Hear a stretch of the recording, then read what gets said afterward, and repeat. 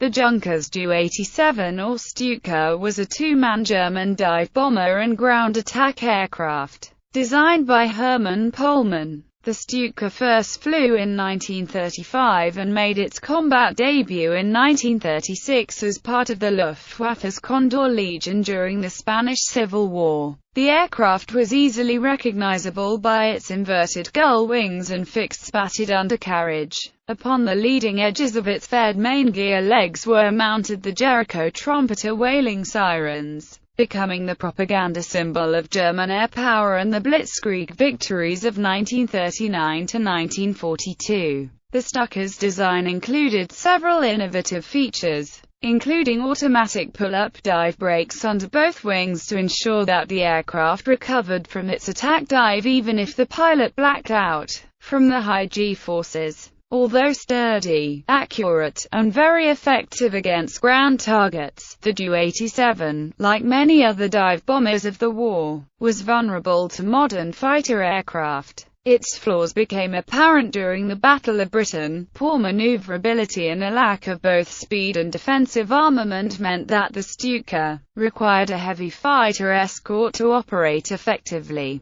The Stuka operated with further success after the Battle of Britain, and its potency as a precision ground attack aircraft became valuable to German forces in the Balkans campaign, the African and Mediterranean theaters, and the early stages of the Eastern Front campaigns where Soviet fighter resistance was disorganized and in short supply. Once the Luftwaffe lost air superiority on all fronts, the Ju-87 once again became an easy target for enemy fighter aircraft. In spite of this, because there was no better replacement, the type continued to be produced until 1944. By the end of the conflict, the Stuka had been largely replaced by ground attack versions of the Focke-Wulf FW-190, but was still in use until the last days of the war. An estimated 6,500 Ju-87s of all versions were built between 1936 and August 1944. Some notable airmen flew the Ju-87. Oberst Hans Ulrich Rudel was the most successful Stuka ace and the most highly decorated German serviceman of the Second World War. The vast majority of German ground attack aces flew this aircraft at some point in their careers.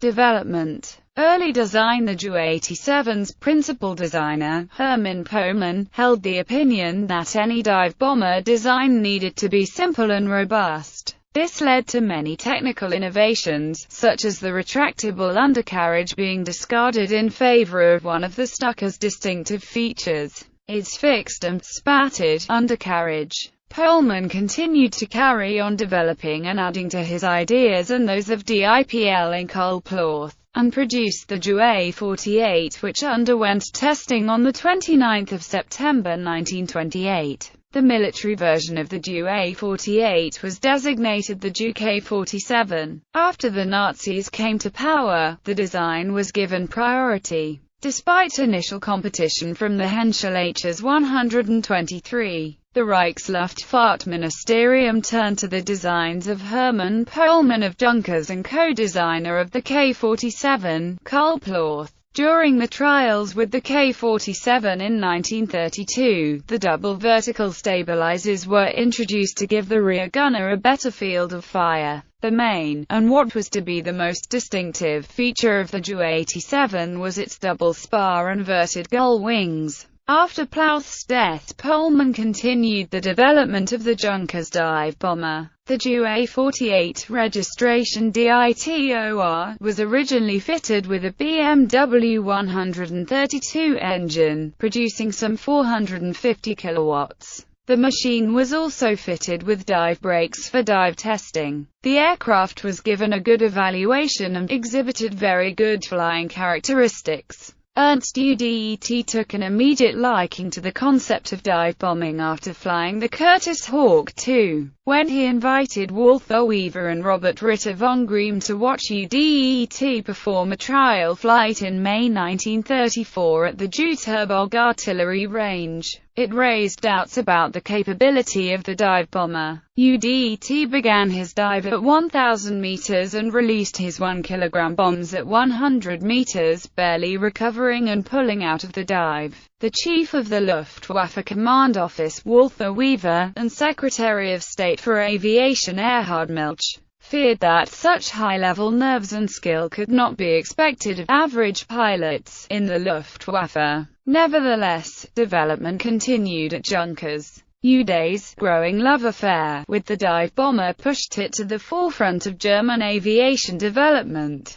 UDET went so far as to advocate that all medium bombers have dive bombing capabilities, which initially doomed the only dedicated, strategic heavy bomber designed to enter German frontline service during the war years, the 30-meter wingspan He-177A, into having an airframe design that could perform medium-angle dive bombing missions. Until Reichsmarschall Hermann Göring exempted the He-177A, Germany's only operational heavy bomber, in September 1942 from being tasked with such a mismatched mission profile for its 30-meter wingspan airframe. Ju-87 evolution. The design of the Ju-87 had begun in 1933 as part of the Sturs bomber program. The Ju-87 was to be powered by the British Rolls-Royce Kestrel engine. 10 engines were ordered by Junkers on 19 April 1934 for £20,514, 2 shillings and 6 pence.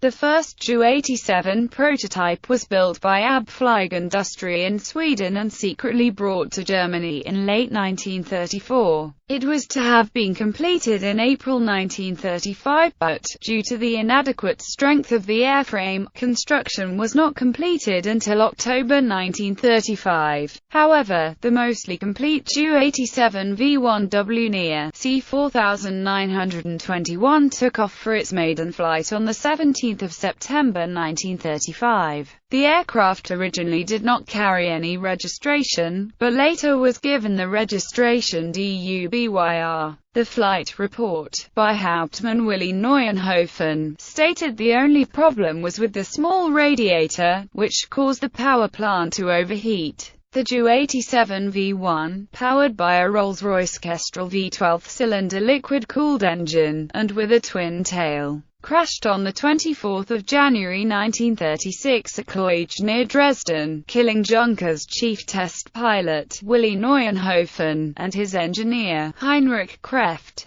The square twin fins and rudders proved too weak, they collapsed and the aircraft crashed after it entered an inverted spin during the testing of the terminal dynamic pressure in a dive. The crash prompted a change to a single vertical stabilizer tail design. To withstand strong forces during a dive, heavy plating was fitted, along with brackets riveted to the frame and longer on to the fuselage. Other early additions included the installation of hydraulic dive brakes that were fitted under the leading edge and could rotate 90 degrees. The RLM was still not interested in the Ju-87 and was not impressed that it relied on a British engine. In late 1935, Junkers suggested fitting a DB600 inline engine, with the final variant to be equipped with the Jumo 210. This was accepted by the RLM as an interim solution. The reworking of the design began on 1